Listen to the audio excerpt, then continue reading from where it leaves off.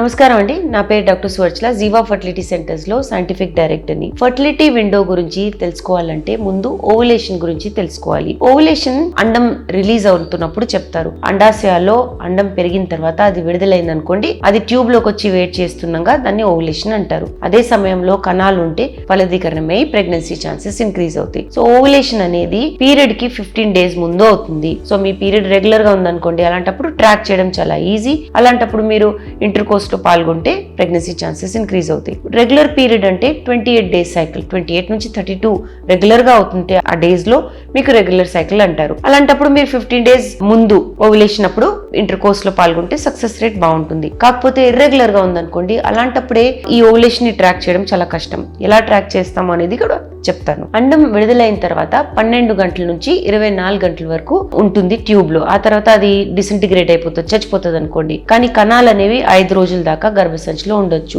ఈ టైంలో కణాలు అంటే అండం విడుదలైనప్పుడు కణాలు ఉంటే ట్యూబ్స్ లో ప్రెగ్నెన్సీ ఛాన్సెస్ ఎక్కువ ఉంటాయి. అందుకనే ఓవులేషన్ కి ఒక 2 రోజుల ముందు మీరు ఇంటర్కోర్స్ లో పాల్గొంటే కణాలు అక్కడ ఉండి సక్సెస్ రేట్ అనేది ఎక్కువ ఉంటుంది. అలాంటప్పుడు మీ ప్రెగ్నెన్సీ ఛాన్సెస్ కూడా ఇంక్రీజ్ అవుతాయి. సో ఓవులేషన్ ని ఎలా ట్రాక్ చేయాలి? కొన్ని సూచనలు ఉంటాయి. బాడీ పెయిన్స్ అవ్వడము, హెడేక్ అవ్వడము, లేదా మూడ్ స్వింగ్స్ అవ్వడము, ఇవన్నీ కూడా అవుతాయి. బట్ బాడీలో టెంపరేచర్ రైజ్ కూడా ఒక పెద్ద సూచన. బేసల్ బాడీ టెంపరేచర్ ఇంక్రీజ్ అంటాము.